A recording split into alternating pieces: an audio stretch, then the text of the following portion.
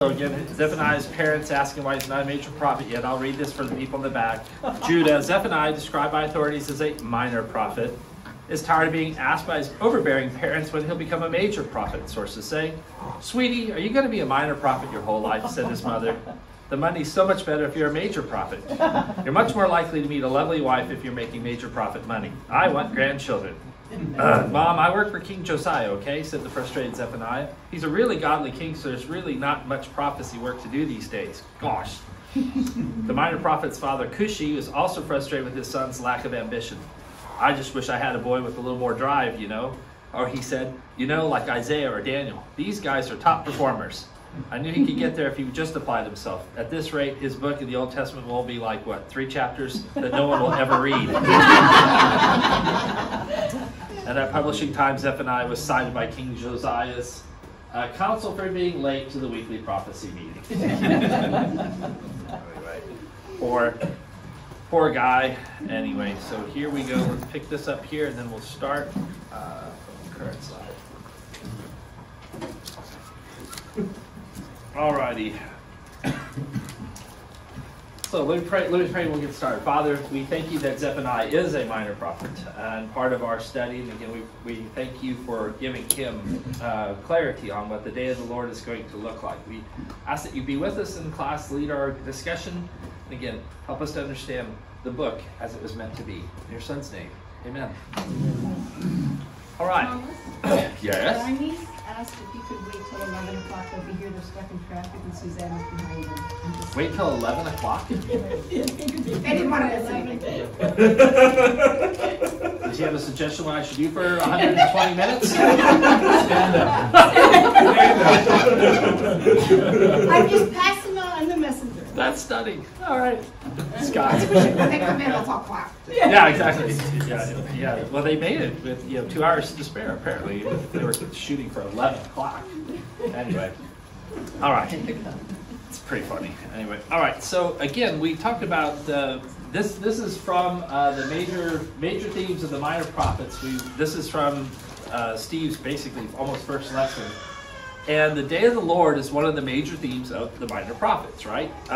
Zephaniah really puts the day of the Lord in play like almost nobody else. More than any other book, Zephaniah refers to the day. Okay, 19 times he'll basically bring this up, right? And so, of course, you get this repeated theme over and over and over again from his perspective, right? And as Steve went off and said, both of these things are true. It is a historical and eschatological implication, and it is a time of wrath and a time of restoration and vindication. So the question is, if we go back, and we talked about this in the opening of the book in chapter 1, 2, and 3, it says, I will completely sweep away everything from the face of the earth. This is the Lord's declaration. I will sweep away man and animal. I will sweep away the birds of the sky, the fish of the sea, the ruins along with the wicked. I will cut off mankind from the face of the earth. This is the Lord's declaration. Who is that written? Let me start off with this. Who is that being written to? Those 2 verses. Who is that directed at? Josiah. Now it's Josiah doing it. I mean, it's in his prophecy. But who's it? I mean, it says it right there in the beginning. Judah. It's not Judah. I will sweep everything away from the face of the earth. This is a much more universal statement of judgment, right? You could say, yeah, Judah gets caught up and Israel gets caught up in because they are also part of the earth, right? But this is much more universal in nature, right? You think of wiping away all the animals, but how about all the fish? So that's exactly. under the surface. In Noah's day, he didn't talk about wiping out the fish of the sea, right? It's everything that breathed, right? Everything above water was suspect, right? Here it's like everything is going to get waxed, right, from this perspective. So let me ask this question now. How can Zephaniah at the same time write about universal judgment if, in fact, his prophecy is to Judah? And, in fact, we will see that they're not going to, what comes up next, right? It's not going to be a good time to be on the planet if you're living in Judah. How does he balance, right, these 2 things together? How would you answer that? If God is concerned about Judah and their sin, and he needs to deal with it, then why involve everybody else? Judah was kind of him setting apart this nation, right? So for them to be caught up in this, I would kind of be like, maybe we did something wrong if for the universal judgment we're also getting, we're grouped into this. Okay, so that's an interesting thought, right? To sit there and say that there's no separation between Judah and the world. So as the world is being judged, Judah will be judged in exactly the same way. Not bad. All are sinners. All are sinners. Okay, certainly the case, right? The blessings of the persons, I think, is why he's setting this up, that the world's going to be a way, but that Judah is responsible to get the word out. Okay, so keep going on that path a little bit longer. So Judah is responsible for getting the word out, right? Right. To who? To the world, to everybody. Okay, are they doing it? Just themselves. Are they doing it even for themselves?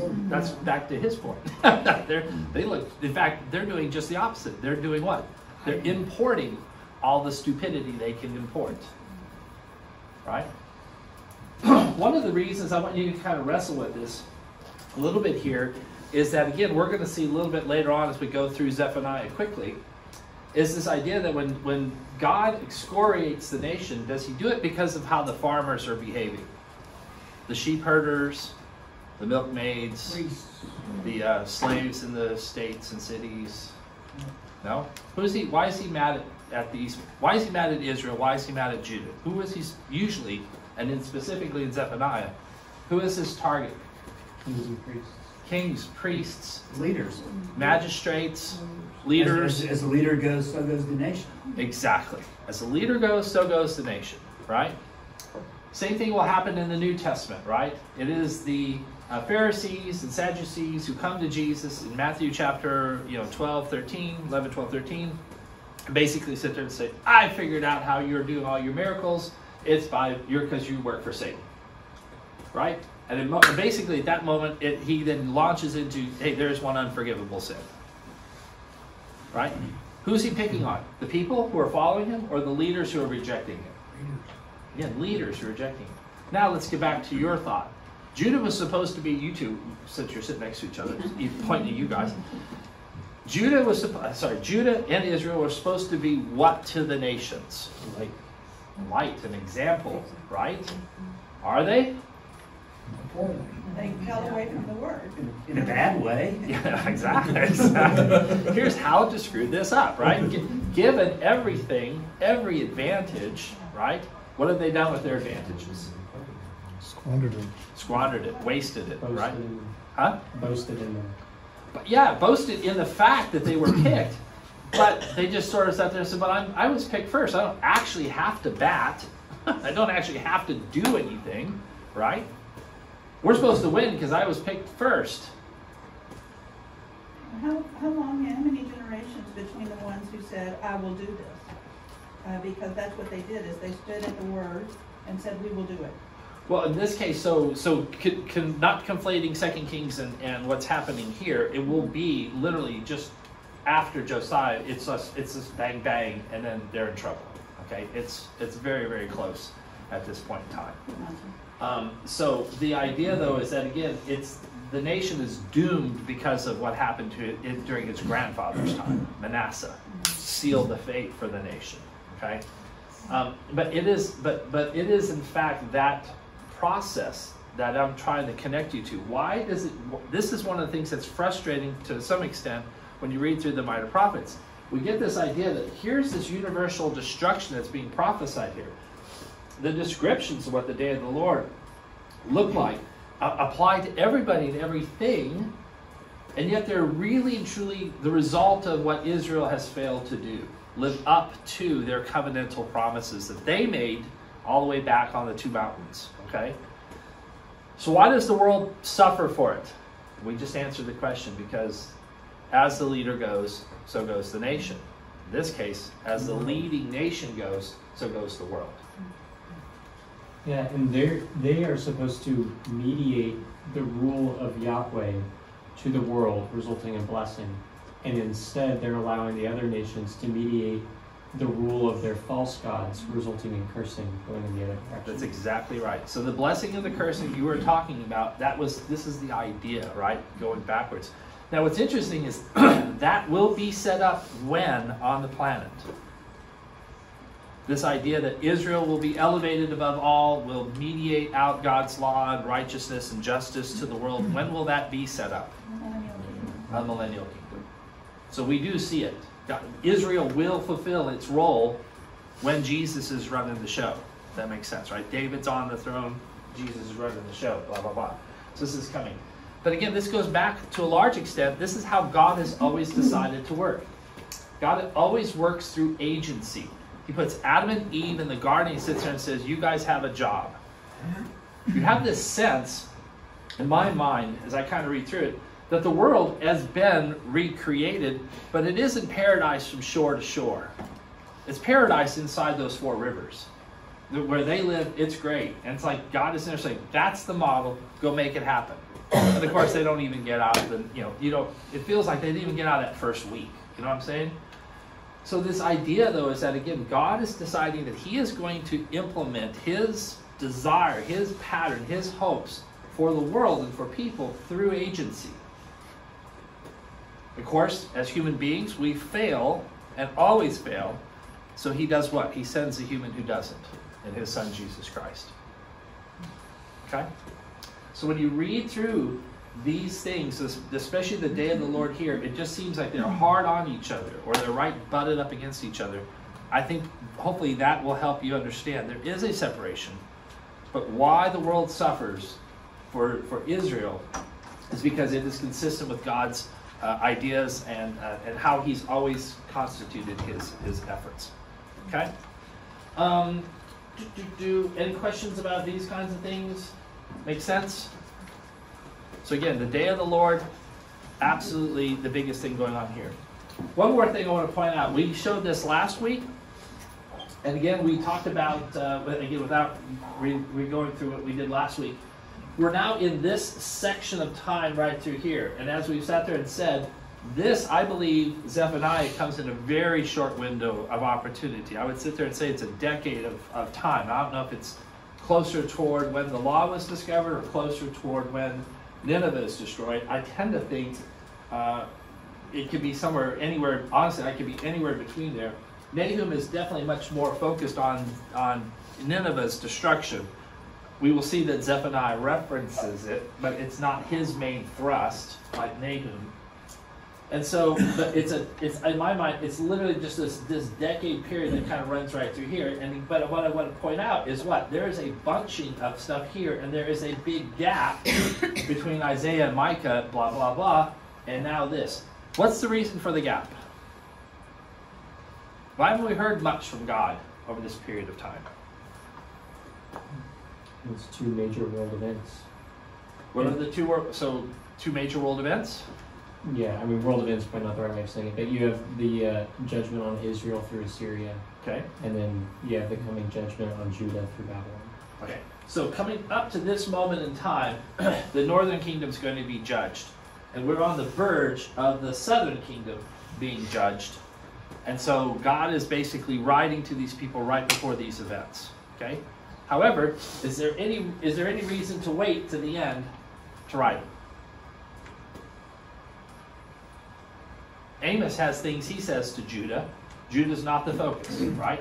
Yeah, so is it Hezekiah's promise that it's going to be delayed? True, right? So we're going to see, we're first introduced to the Babylonians all the way back here in Isaiah. Now, unfortunately for us, we know the Babylonians to be Nebuchadnezzar and all the Shadrach, Meshach, Abednego, blah, blah, blah. So when we hear Babylon back here, we think what? World power, right? When they heard Babylon back then, they're like, what are you talking about, right? The Aggies are going to win the college football tournament this year? That doesn't make any sense, right? So the idea is to sit there and say, we read into that statement something, it's a bit more meaningful to us, but to them it would have been like, really? Don't know what you're talking about. The reason I want to sit there and point out, I think one of the reasons there's a gap there is because of Matthew 13:58, right? Jesus is off running around doing miracles everywhere he goes. He runs into a particular area. He's not having a lot of success with his miracles. For what reason? What? Hometown. It's not necessarily just his hometown. It's because why? Unbelief. Yeah, read 13:58 first. And he did not do many miracles there because of their unbelief. Unbelief. Who was the king of Judah during this period of time? Is that That would what be it said? Manasseh. There's a whole series of really awful kings, as far from Judah's perspective. Right? There aren't ears to hear. God isn't sending anybody because nobody's answering the phone, if that makes sense. I just think of this as a bleak period of unbelief in Judah that kind of keeps God's activity from happening until when? He doesn't have a choice. So because of Josiah, you're saying Josiah opened up the door for the prophets. Exactly right. I do wonder, it seems that a lot of prophetic activity precedes major movements in the work that God is doing. Mhm. So you have, I mean, there's no coincidence that even between the time of David and the fall of Assyria, it's 300 years where there's not a lot of prophetic work. And we're currently in a state where there's not a lot of prophetic activity, but when the tribulation is about to occur, then you have the prophets who come. So I also think that regardless of our state, you know, even if the church were faithful right now, I don't think that means that we're going to have prophets. Per You know. se, yeah. But that's a dispensational issue too. So Sure. we can split that hair a lot of different ways, right? Yeah. No, you're exactly right. This is from my perspective, I think this is one of the reasons why you have Josiah, whose his spirit is pricked by the fact that he hears the law, and the spirit and that opportunity coincide at that moment in time, if that makes sense, right? And now the window is open. And there is a lot of prophetic activity right before it happens, because why? That's the point of Zephaniah. If we read through here and he sits there and says, on this day, this is what it's going to look like in Judah, then I can read everything else that says this is what it's going to look like on the earth and take it as what? Truth. It's that same idea that for all the minor prophets, they had to have something that was sort of their calling card, right? This is going to occur. Yes, it's the argument from the lesser to the greater. Okay? But the problem is what? If there's no faith, then it's very difficult to get the message across, right? This is the same thing that you get with the raising of Lazarus. He's right there, and you got a whole pile of people who are watching this guy who's dead 4 days come out of the grave, and the leadership of Israel goes off and says what? We need to kill this guy. We got to kill this guy. How do you not see it for what it is? And that's the state of Judah in that gap period, if that makes sense. Okay?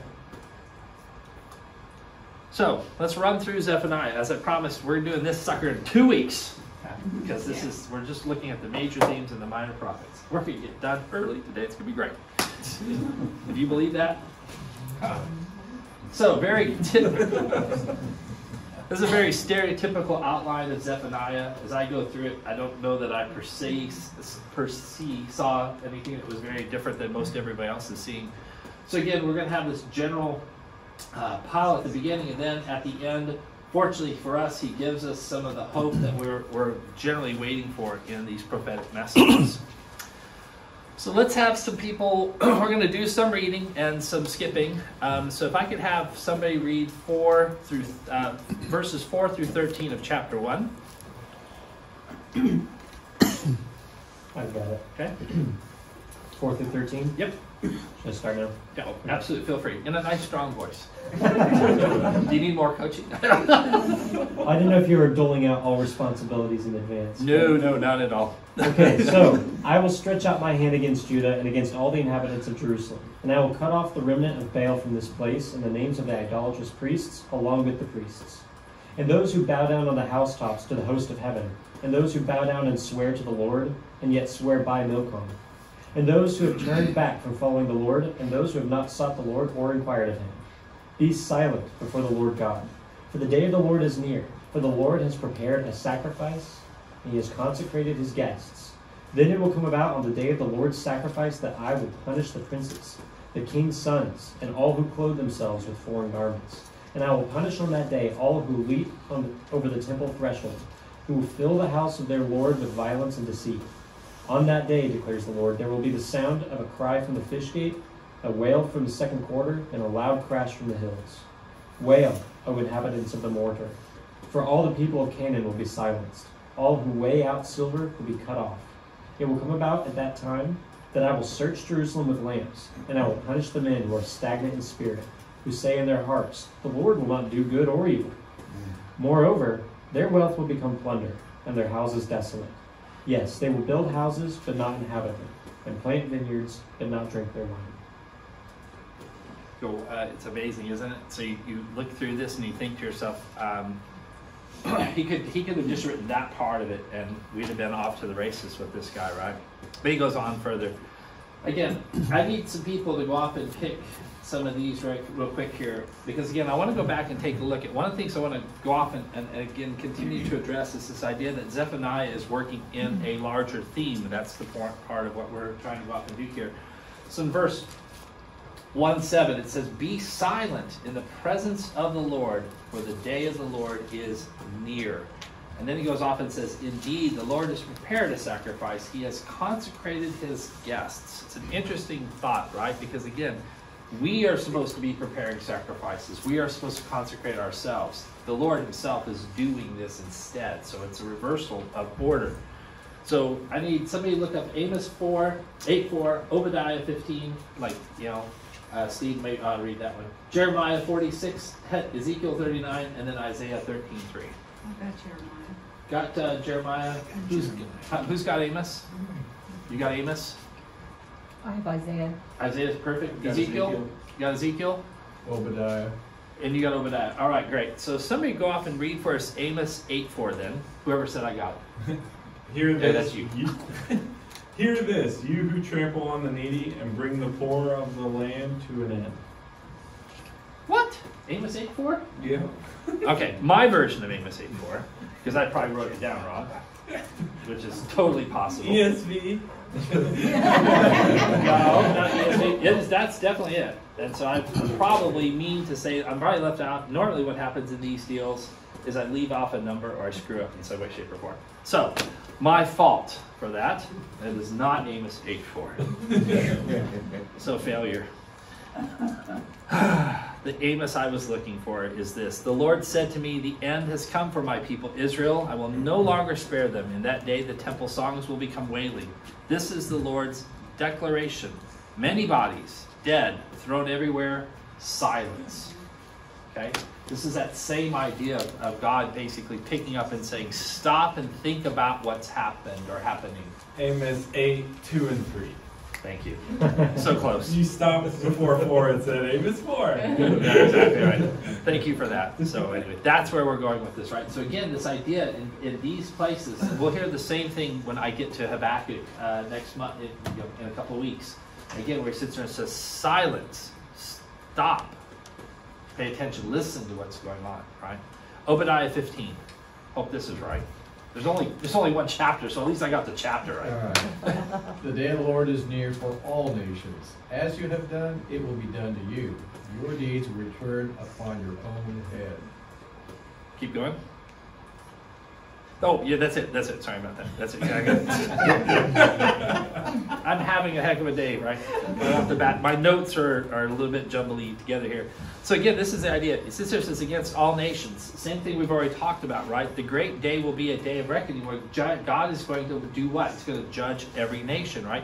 Judah, Israel, and all of the surrounding nations, right? That's what we got out of Obadiah, right? And again, Obadiah is specifically going off and telling these people to sit there and say, stop it. When you see that happening, don't mock them for it, because you're up.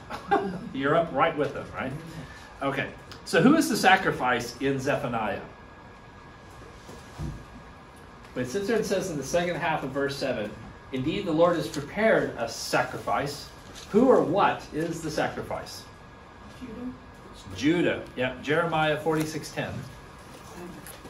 But that day belongs to the Lord Almighty, a day of vengeance, for vengeance on his foes. The sword will devour till it is satisfied, till it has quenched its thirst with blood. For the Lord Almighty, will offer sacrifice in the land of the north by the river Euphrates. Yeah. Now, in that section of Jeremiah, again, listen to what it says. The sword will devour and be satisfied. It will drink its fill of their blood, because it will be a sacrifice to the Lord, the God of armies. And again, who is he talking about there? It's Judah.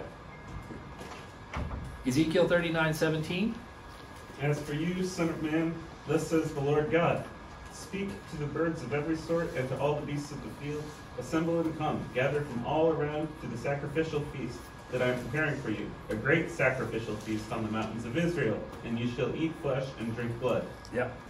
My version again says, assemble and come, gather from all around to my sacrificial feast that I am slaughtering for you. Right? Again, who's doing the sacrifice? The Lord. And who is being sacrificed? The people. Right? Because of what? Their sins and things like this. So who's being consecrated then? If it's not Judah, if Judah's the sacrifice, the people are the sacrifice, then who's doing the consecrating? Who's been consecrated?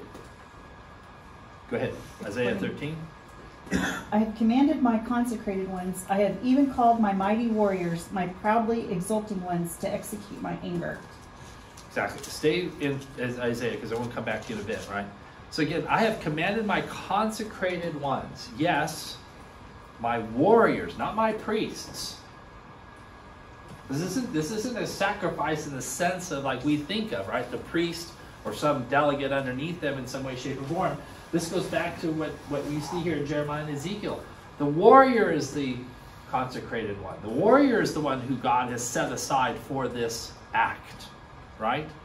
This spilling of blood, right? And then again, in this case, in that part of Isaiah, who is it? The Medes. Yeah, it's the Medes in this case, right? They're going to be the ones who are going to go off and fulfill that particular judgment, right? So again, in this case, when you get to Zephaniah, going back to our context, who's going to execute God's wrath? Who's the consecrated one in Zephaniah? The Babylonians, exactly right. Which, of course, is what's going to make Habakkuk so interesting, but that's for another lesson. They were consecrated all the way back in Isaiah's time, as you taught us. Exactly. Yeah, exactly right. Because God knew what's going to happen, right? Even before he gives Daniel the prophecy, 100 years plus. It's already in motion. Exactly right. Exactly right. All right. I need somebody else to go ahead. We're going to move on. Somebody else go ahead. Let's keep going. 14 through 2:3. I got it. Thank you. Near is the great day of the Lord, near and coming very quickly. Listen, the day of the Lord. In it the warrior cries out bitterly. A day of wrath is that day, a day of trouble and distress, a day of destruction and desolation, a day of darkness and gloom, a day of clouds and thick darkness, a day of trumpet and battle cry, against the fortified cities and the high corner towers. I will bring distress on men, so that they will walk like the blind, because they have sinned against the Lord, and their blood will be poured out like dust, and their flesh like dung. Neither silver nor their gold will be able to deliver them on the day of the Lord's wrath, and all the earth will be devoured in the fire of his jealousy, for he will make a complete end, indeed a terrifying one, of all the inhabitants of the earth. Gather yourselves together, yes, gather, O nation without shame. Before the decree takes effect, the day passes like the chaff, before the burning anger of the Lord comes upon you, before the day of the Lord's anger comes upon you. Seek the Lord, all you humble of the earth who have carried out his ordinances. Seek righteousness, seek humility. Perhaps you will be hidden in the day of the Lord's anger. This is just great stuff here. Want you guys to notice a couple of things here. There are, and again, I'm trying to skip all the parts that Wayne has already covered, if that makes sense. So I mean, I'm not trying to reteach over his material. I'm trying to find the things that the crumbs that he left behind for me, right? Anyway, but one of the things that is happening here, notice the couplets that occur again and again in here. It goes off and starts off and says, the great day of the Lord is near. near and rapidly approaching, right? He goes off and says, gather yourself together, right? At the end, seek the Lord, all you humble, seek righteousness, seek humility. Again, there's just these couplets that run through here because it's this emphasis. He's got this is a sense of urgency that he is trying to communicate this to us, right? Second of this is when you read like verse 15, and again, this just beautiful, the way that he balances through this, right? The day is a day of wrath, a day of trouble and distress, a day of destruction and desolation, a day of darkness and gloom, a day of clouds and blackness, a day of trumpet blast and battle cry, blah, blah, blah. What's that sound like? What other minor prophet does that sound the most like? Huh? Joel, exactly, right? The only other one that we've really got any sort of sort of a visual representation of what that day is going to be like. Okay, we are introduced to the idea of the day of the Lord in Obadiah, but it's like the day of the Lord. Okay, great. What does that mean? You don't really know, you know. And so it's this concept of the day of the Lord is evolving and growing. And again, Zephaniah is filling in some of the blanks for us, right? And the problem is what? The day of the Lord is near and near, right? For these people, how near? Back to your point, how many generations? It's not.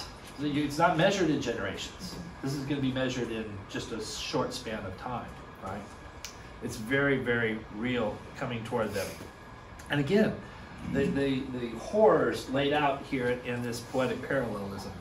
So again, verse 14 we talked about here with the idea of going off and saying the great day of the Lord is near, near, and rapidly approaching. I need a couple of people to go look up Joel 2:11 for us. Isaiah, you're in Isaiah, so stay there. And then, do you mind going back 2 chapters? Okay. Somebody can read for me Joel 2:11, please.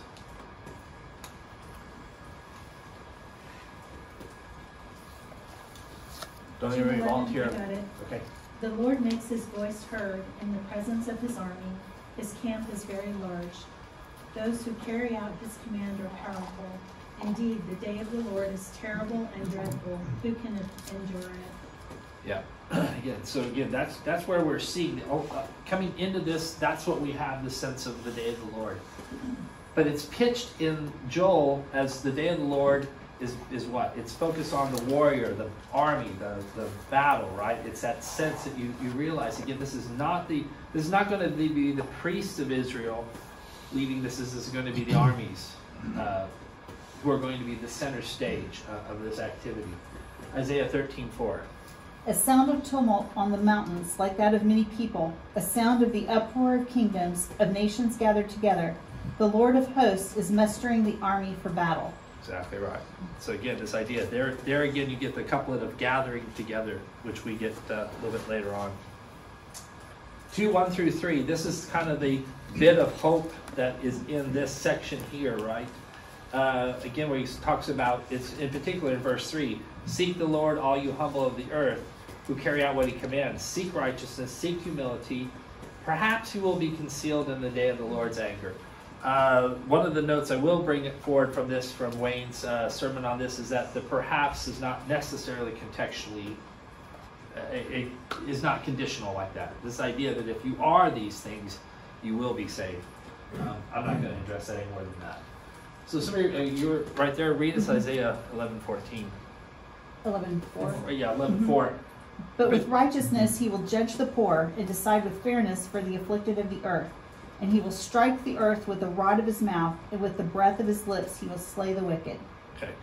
Notice what it says again at the beginning of that, the first half of that verse. He will judge the poor righteously, execute justice for the oppressed of the land. Which you could read into to be, they're the what? They're the humble people in the land, right? They're the farmer who's being screwed over by the person who owns the land, etc., right? So what is the promise here in 2:1-3? How would you guys describe what that promise looks like?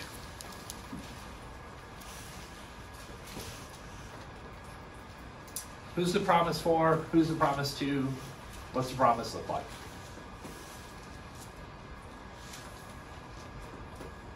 Looks like the promise is to Judah. Okay, promise is to Judah, because it's obviously that's the focus of this whole thing. So I always sit there and say it's to Judah. Is it to anybody else? You have to be a Judite to be a recipient of this promise. No, all you humble of the earth. All you humble of the earth, exactly. That's what's interesting, right? Again, it is a broader. This is the antithesis of the original, right? Where going off says the whole earth is going to be destroyed, and yet there is a promise to the whole earth. How does the whole earth avail themselves of the promise? What's next? If that's the who, then what's the what? Righteousness and humility. Righteousness and humility, right? Okay. And then what's the promise if you are righteous and humble? Perhaps you will be hidden. So how you're going to be saved. Exactly right. Now what's interesting about this, right, is again, does this feel works oriented to you all? Some extent, right? But how do you work out humility?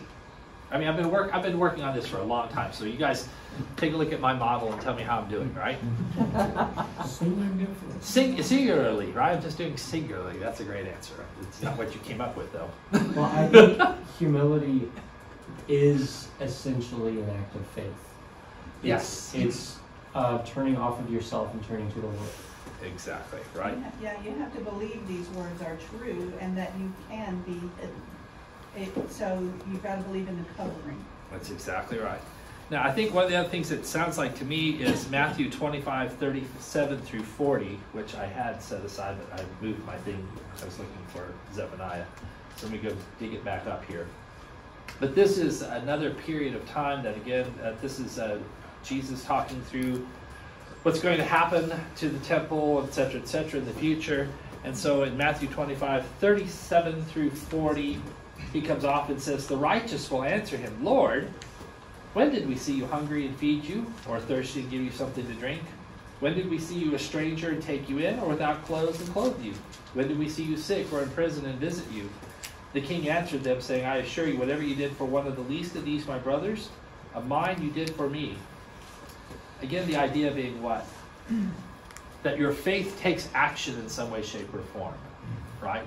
In the future, how do those people become the sheep and move forward, and the rest get left behind?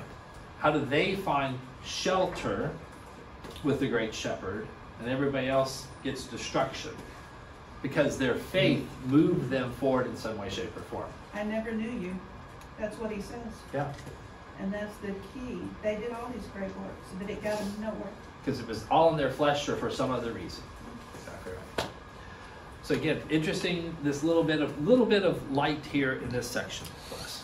All right, big chunk of space here. We're not going to spend a lot of time, in fact, reading any of this. But over the next 11 verses, You don't want to read Nahum? I don't really want. No, we're not going to read the chunks. We're going to go back. We're just going to take a look at these two things over here. So, yeah, that's fine. We read Nahum. We cover. If you have any questions about Nahum, go back and watch the 3 videos. It was really well done. It was really well done.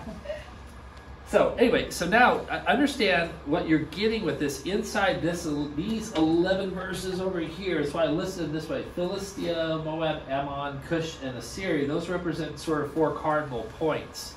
To sit there and say God's there saying, okay, yes, the focus is Judah/Israel, but the reality is that if I hit that target, there's going to be a lot of collateral damage. Here's the collateral damage of these 4 nations, right? Again, why do we list Philistia for 2:4 through 7? Because it isn't specifically listed as that term there. But Gaza, Ashkelon, Ashdod, Ekron represent the entire area of Philistia, right? 2:8 through 11. Somebody read for me Obadiah 12. We've already mentioned this once in passing. Now let's read the actual specifics. Keep hoping Steve will go to Obadiah for me, but he can't do it.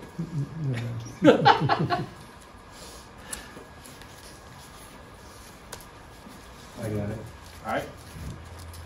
But do not gloat over the day of your brother in the day of his misfortune. Do not rejoice over the people of Judah in the day of their ruin. Do not boast in the day of distress. Yeah, with that ringing in your ears as you read through those verses right there, that's the problem, right? And again, why the comparison of Moab and Ammon to Sodom and Gomorrah? Just the trivial pursuit question of the morning. Why the comparison of Moab and Ammon to Sodom and Gomorrah? Just the wickedness. Not the wickedness. Well, Moab is related to Lot. Yep, and so is? And so is Ammon. So is Ammon. Lot was an inhabitant of? Sodom and Gomorrah. Sodom and Gomorrah. Exactly right. So again, this is this idea that these things kind of revisit you, right?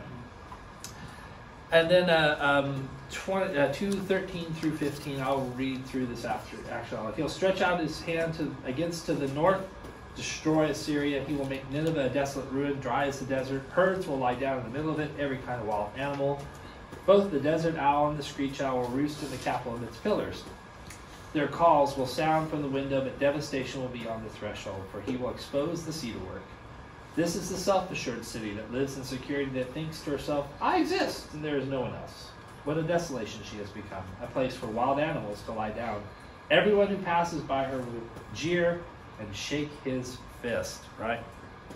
Who's got Nahum 3:19? Go ahead. There is no remedy for your injury. Your wound is severe. All who hear the news about you will clap their hands because of you. For who has not experienced your constant cruelty? What does clap your hands mean? Remember from Nahum when you covered that? It's applause. Well, it's celebration. It's more. Yeah, no. There's a bit more to it. So it's sort of like the idea. Remember we did jazzy hands for a while. Some stupid these little hand gestures that we do when we are on Zoom calls or something like that. So you did this kind of goofiness, right? There's a whole host of stuff in the Bible that talks about the idea of hand gestures, right? And again, this is this idea to say that we are going to celebrate your demise. Right? And everybody who goes by there will be like, ha! Those people, right? Shake your fist, clap your hands, thank you, Lord, for destroying them, blah, blah, blah. That is going to be the result of this. So again, what happens, there's no need to cover, in Assyria, because see Nahum is all you need to put there from that perspective. But now here God is basically saying what? All points of the compass, this is what's going to happen to you. All right. Back to Zephaniah. Can I get somebody to read 3:1 through 8? Oh, baby, we're going to make it. Woe to the city that is rebellious and defiled, the oppressive city. She has not obeyed, she has not accepted discipline. She has not trusted in the Lord, she has not drawn near to her God. The princes within her are roaring lions. Her judges are wolves of the night, which leave nothing for the morning. Her prophets are reckless, treacherous men. Her priests profane the sanctuary. They do violence to instruction. The righteous Lord is in her. He does no wrong. He applies his justice morning by morning. He does not fail at dawn. Yet the one who does wrong knows no shame. I have cut off nations. Their corner towers are destroyed. I have laid waste their streets with no one to pass through. Their cities lie devastated, without a person, without an inhabitant. I thought you will certainly hear me and accept correction. Then her dwelling place would not be cut off based on all that I have allocated to her. However, they become more corrupt in all their actions. Therefore, wait for me. This is the Lord's declaration, until the day I rise up for plunder. For my decision is to gather nations, to assemble kingdoms, in order to pour out my indignation on them. All my burning anger, for the whole earth will be consumed by the fire of my jealousy. Oh, so great, right? So great, right? I just love this section, right? Because now he's returned to where? Where's the focus of this? Who is the city that is rebellious and defiled? Jerusalem. Very clearly, right? So we've been doing a lot of stuff. He's been zooming in and out. Now we're right back into Jerusalem. Where does this one end? In verse 8. The whole earth will be consumed by the fire of my jealousy. There is our answer to our original question again, right? It is because of Judah and in Israel, just the nation of Israel together, all 12 tribes. It is because of them the whole earth is going to suffer. That is stunning, right? If you think through that from that perspective, right? This is what when he puts you in a position of leadership, there are real responsibilities. This is not just for your own pleasure. And that's exactly how the nation of Israel has been doing it. Okay? And if that applies to them, it applies to us. Because again, these things work their way up and down the scale with equal force. This is Adam in creation. It's exactly right. This is what we call him our federal head, right? So exactly right, the same idea. Now, let's go back and want to cover one thing. He sits there and says, I have cut off nations, their corner towers are destroyed, I have laid waste their streets with no one to pass through, their cities lie devastated without a person, without an inhabitant. Who is that? God is making an argument there. Who are the nations? Gentile. Well, yes, they are certainly, I think you're exactly right. They're Gentile nations. Can you read for us, Stacy, Joshua 11, 16 through 20, please? Joshua 11, 16 through 20.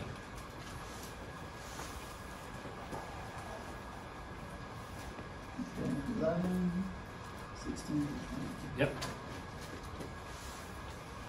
So Joshua took all that land, the hill country and all the Negeb, and all the land of Goshen, and the lowland and the Arabah, and the hill country of Israel and its lowland from Mount Halad, which rises towards Seir, as far as, you gave me all the hard names, Galgad and the valley of Lebanon below Mount Hermon. And he captured all their kings and struck them and put them to death. Joshua made war a long time with all those kings. There was not a city that made peace with the people of Israel except the Hivites, the inhabitants of Gibeon. They took them all in battle, for it was the Lord's doing to harden their hearts, that they should come against Israel in battle, in order that they should be devoted to destruction and should receive no mercy. But he destroyed just as the Lord commanded Moses. Yep. My version of that last part is it was the Lord's intention to harden their hearts so they would engage Israel in battle, be completely destroyed without mercy, be annihilated, just as the Lord had commanded Moses. That is verse 4. I'm sorry, verse 6. Yeah, okay. I think those are the nations he's talking about. God does what with the nation of Israel all the time? Hey, when they're going into the battle, he sits there and says, remember, I brought you across the river Jericho. That's not big enough. Remember, I brought you across the Red Sea. That's not big enough. I wiped out Egypt for you. God does not ask us to have faith just sort of blindly, right? He's sitting there saying, what? There's a long chain of evidence to this moment in time. Pay attention. And take the next step, because not much action. I'm not actually requiring that much faith on your part. Okay? And so, again, he goes off and sits there and says, now, I thought you would fear me and accept correction. Not so much. In fact, they just sort of double down on their evil and stupidity, right? Who is this directed at? Again, we started off with this. I just want to reiterate this again. Look at the people in verses 3 through 4, right? You have 4 classes of leaders. Officials or princes. The royal family members. So think about what's his bucket. It just came out with his new book, right? 2, rulers or judges, the civil magistrates. Again, people who are supposed to be serving, who in fact serve themselves, predatory and ravenous beasts. 3, prophets, described as arrogant and treacherous. Why? Because they speak on their behalf and not for the Lord who they're supposed to represent. And then, of course, finally, priests who defile the temple. We really got a sense of that last time when we looked at 2 Kings, where we talk about, look what was happening at the Temple Mount. It is Las Vegas on the Temple Mount, okay? That is stunning. Who's responsible for the temple and its practices and its the officiation, etc., etc.? It is the priests. And they're like, yeah, bring it in as long as I get mine, right? That's why Stunning. Temple priest, it sounds like an oxymoron. It does, exactly right. Yeah, you were going to say something? Yeah, so up in chapter 1, I don't remember exactly where, verse 4, talks about the idolatrous priests along with the priests, because it's 2 different words. 2 different words. You've got the priest of these false gods, priests of Baal, and then the priests who were supposed to be priests of the Lord. Yeah. And so now here in chapter 3, he's saying it's the priests of Yahweh who have been engaging in these things. Exactly. Yep. They're lumped together. Exactly right. Perfect. Yep. Moving on, because we've got 5 minutes. All right. We're wrapping this up. The day of the joy of the Lord. I'm just going to read 3:9 through 10. For then I will restore pure speech to the people, so that all of them may call on the name of Yahweh and serve him with a single purpose. From beyond the rivers of Cush, my supplicants, my dispersed people will bring an offering to me. I want you need to read all the rest of that. It's really, obviously, well done. But I want to focus on just sometimes you like read through Chronicles and you're like, whatever, it's sort of boring. This is just, but I feel bad that we're not going to have a lot of time to read through all this stuff. I got something else I want to focus on here. This idea of purify the lips. I will restore pure speech to the peoples, so that they will be able to call on the name of the Lord. Where have we seen this before? The hot coal, the angel on Isaiah 6:5. Then I said, as he's pulled into the throne room, he goes, I said to myself, woe is me, I am ruined, because I am a man of unclean lips, and I live among a people of unclean lips. And my eyes have seen the King, the Lord of armies, right?